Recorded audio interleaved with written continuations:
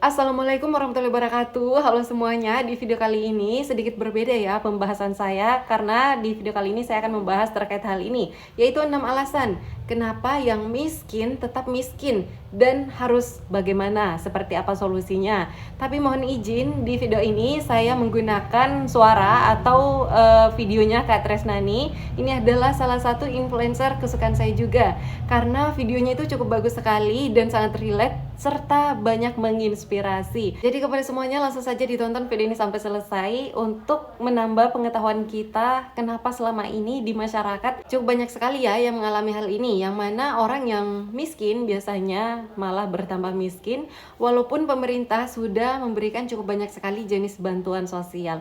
Langsung saja tonton videonya sampai selesai. Yang pertama, dari kecil mereka udah di brainwash sama orang tua kalau cari uang itu susah. Nggak usah aneh-aneh, kita dari keluarga miskin, buat makan aja sulit.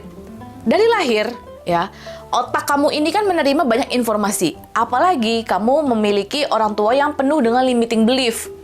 Oke, udah Lando, kamu kerja nyaman aja, ya, nggak usah aneh-aneh buka bisnis. Nanti kalau kamu gagal gimana gitu. Udahlah, mengikuti arus. Udahlah, nggak usah sekolah tinggi-tinggi.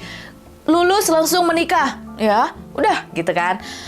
That's why ketika kamu dari kecil udah terbiasa mendengar kalimat-kalimat cari duit susah, cari kerja susah, hidup kita begini-begini aja dan meratapi nasib, ya, maka itu semua terbentuk menjadi belief system di otak kamu. Ya udah terekam di subconscious mind bertahun-tahun sampai sekarang. Maka itu banyak teman-teman followers baru yang mereka tuh sulit untuk praktek manifestation dari Loa. Kenapa? Karena mereka dari lahir sudah terbentuk memiliki belief system yang ditanamkan dari orang tua yang memiliki limiting belief. Jangan sedih teman-teman, aku juga berasal dari keluarga yang sederhana. Orang tua aku juga penuh dengan limiting belief. Dari kecil aku selalu mendengar kata-kata di telinga itu kayak cari kerja susah, nggak usah aneh-aneh, hidup sederhana aja. Alah, barang ini mahal. Terus kita pergi ke mall ngelihat dompet harga 600.000, mahal. Aku pergi kemanapun, orang tua aku selalu bilang, mahal, mahal, mahal, mahal. Maka itu semua masuk ke dalam otak ketika aku terbiasa mendengar kayak, jangan, ini mahal, mahal.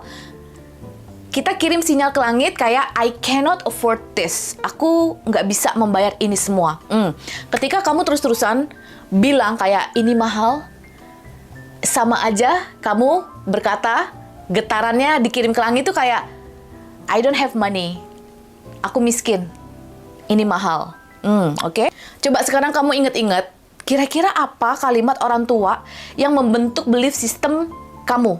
Ya, apakah ada orang tua kamu dari kecil ngomong ini mahal, cari duit susah, semuanya itu tadi penuh limiting belief? Coba kalau iya, kamu adalah satu-satunya orang yang bertanggung jawab untuk memutus pola rantai limiting belief tadi. Jangan sampai kamu tularin ke anak-anak kamu nanti, ya. Jangan kamu ucapin kalimat-kalimat negatif itu semua ke anak-anak. You are the only person yang bisa memutus pola rantai. Aku ulang lagi. Karena aku pribadi, dulu setelah membaca banyak buku, nontonin video-video podcast, aku juga belajar otodidak tentang ini semua, energi, frekuensi, abundance, manifestation. Aku langsung kayak, oh iya ya, aku satu-satunya orang yang bertanggung jawab untuk hidupku sendiri. Sekarang kalau misalnya aku nggak belajar tentang ilmu-ilmu self-improvement, aku masih mendengarkan mereka dan itu semua kata-kata ada di otak, terekam berpuluh-puluh tahun kayak, ya udahlah, memang aku ditakdirkan menjadi orang sederhana, nggak usah aneh-aneh lah, kayaknya nggak mungkin deh aku bisa dapat beasiswa ke luar negeri misalnya. Kayaknya nggak mungkin deh kalau aku buka bisnis fashion bakal sukses. Ya sudahlah, mungkin memang takdirku gaji UMR aja. Kalau kamu ada di posisi kayak gitu, this is your calling. Ini panggilan untuk kamu segera mengubah semuanya di sini. Yang kedua, mereka berada di lingkungan orang-orang susah dengan lack mindset atau scarcity mindset. Contoh. Oke, mungkin kenapa yang miskin tetap miskin? Mereka tinggal di lingkungan, maaf, kumuh, di gang-gang sempit. Dipenuhi oleh ibu-ibu tukang gosip. Sehari-hari mereka nggak ngapa-ngapain. Ya udah, nongkrong di depan rumah sambil ngomongin orang. Kalau ngomonginnya hal-hal yang menginspirasi, that's fine, no problem. ngomongin hal positif nggak masalah. Ini ngomonginnya hal negatif terus, ya. Misalnya kayak bergosip ngomongin pemerintah, nyalah-nyalahin. Alah, dasar pemerintahan zaman sekarang begini. Pantesan ya kita semakin miskin, misalnya gitu. Menyalahkan orang lain lagi. Ih, bos gue tuh si Bu Santi nyebelin banget deh gini-gini. Semuanya diomongin. Nah, ketika kamu berada di lingkungan yang kayak gitu, gimana kamu mau maju? Banyak orang yang dari lahir miskin, tapi mereka bisa menjadi orang kaya, bahkan miliarder sekarang, karena mereka sendiri kan yang mengubah semua belief system di kepalanya. Kayak, no, gue nggak miskin. Gue satu-satunya orang yang bisa mengubah kehidupan gue, misalnya gitu. Itu terjadi sama aku. Karena aku berasal dari keluarga sederhana, dan aku tadi udah cerita banyak baca-baca buku self-improvement, aku langsung kayak, no, this is not the life that I want. I need to change my reality. Pokoknya kayak lack mindset, poor mindset, scarcity mindset, sama. Kayak ngapain sih kamu ikut-ikutan les bahasa Inggris?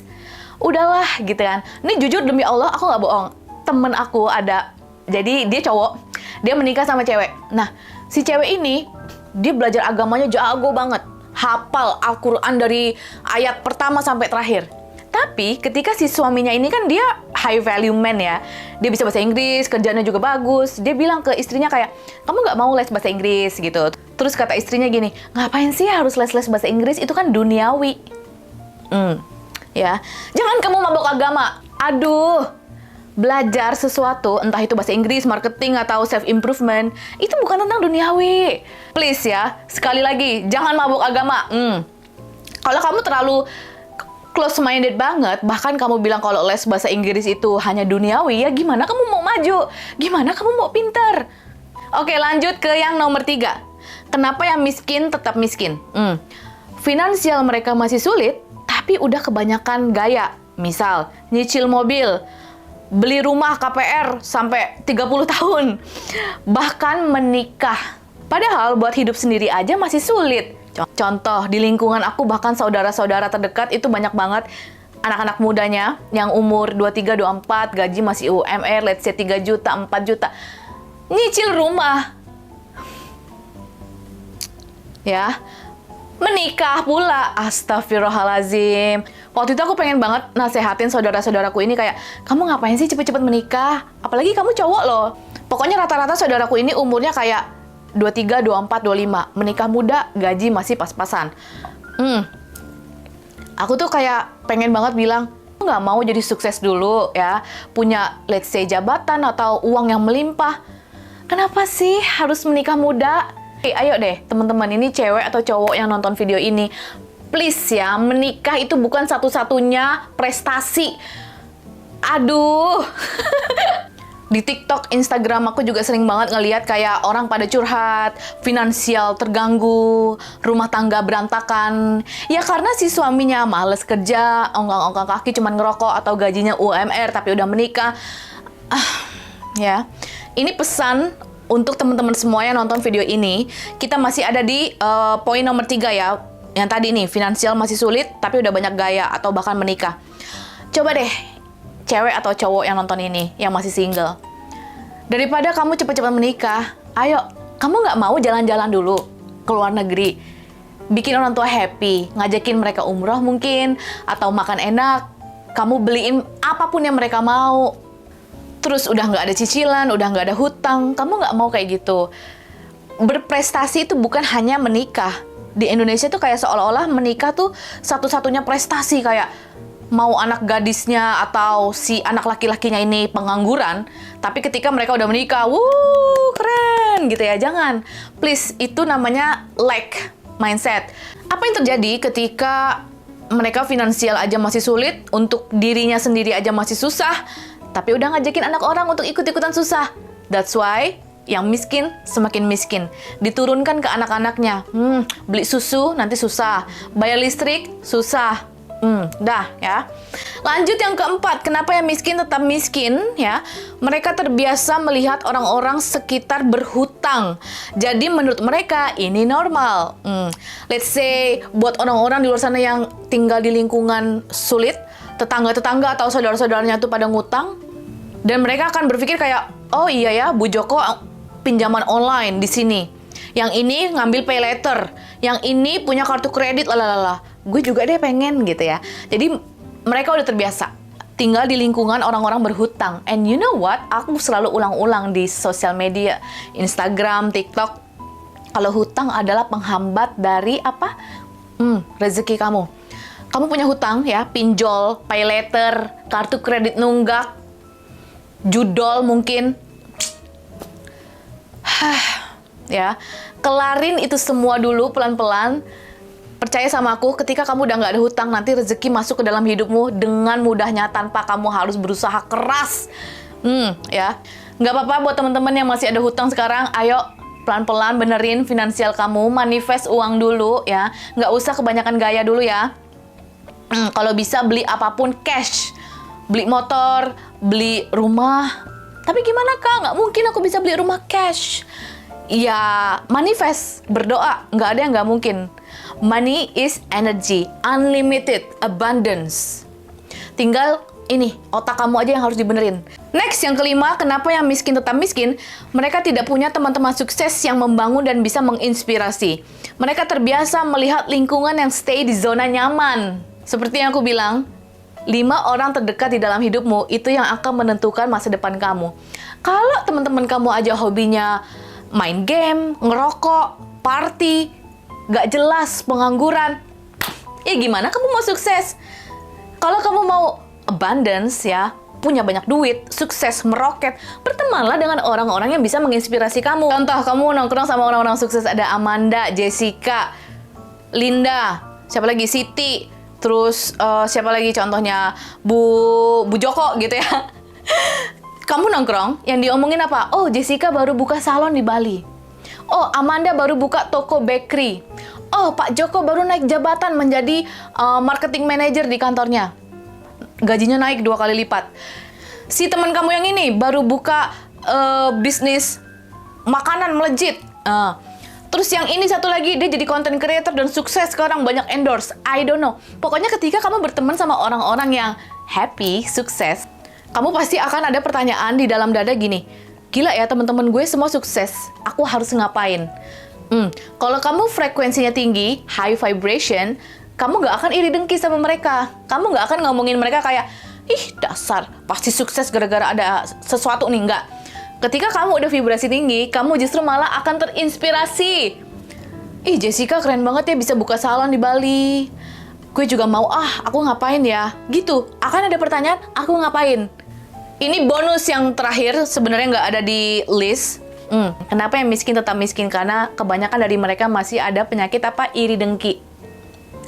Orang-orang low value, low vibration, mereka ngeliat orang sukses di luar sana, yang bisnisnya meroket, ya, mereka akan kayak, ada aja hal yang diomongin, yang dijulitin. Nah, kenapa orang-orang yang iri dengki, yang ngata-ngatain kamu, ya, mereka silau dengan prestasi kamu atau mungkin kamu bahagia? Ya karena mereka pengen menjadi kamu, tapi mereka nggak bisa. Contoh, misalnya kamu punya bisnis bakso, meroket banget, kekinian, kamu di sosial media juga viral. Terus ada beberapa lingkungan kamu atau orang yang akan berkata kayak, halah, jangan beli bakso di sini guys, mengandung tikus, misalnya gitu. Dan dia black campaign kamu, fitnah-fitnah kamu, ya, supaya kamu depresi, supaya kamu stres, supaya kamu bisnisnya gagal. Kenapa mereka melakukan itu? Karena sebenarnya mereka pengen kayak kamu, tapi mereka tidak memiliki kapasitas.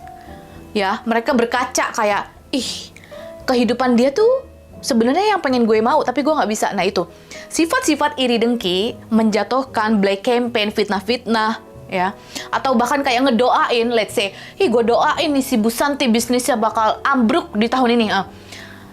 Hati-hati, kamu ngedoain orang yang jelek-jelek, doanya akan balik lagi ke kamu. Ayo deh, kita sama-sama memperbaiki diri, daripada kamu fokus ke orang lain, ngejatohin, fitnah-fitnah, talking shit. Kenapa kita nggak fokus ke diri sendiri aja? Kira-kira apa yang bisa kamu bangun? Ya, kita semua punya potensi kok. Kamu rezeki nggak akan tertukar. Daripada kamu main dukun, fitnah-fitnah orang lain, udah deh. Mending kira-kira apa hal yang kamu suka banget? Kayak misalnya kamu suka masak. Kira-kira apa makanan yang paling wow banget yang kamu ngerasa ini tuh enak banget? Donat. Gas bikin donat. dimsum, mie ayam, gas coba. Ya, apa hobi kamu? Menggambar, fashion. Ya udah, kamu cari kerjaan yang sesuai dengan hobi kamu. Dan ketika kamu kerja tuh kayak ngerasa lagi nggak kerja gitu. Oke deh, thank you so much for watching. Coba komen di bawah, kira-kira pengalaman kamu gimana? Ada nggak sih cerita kamu pernah difitnah, di black campaign, dikata-katain, dan orang-orang itu sekarang udah sukses atau belum? Aku pengen denger.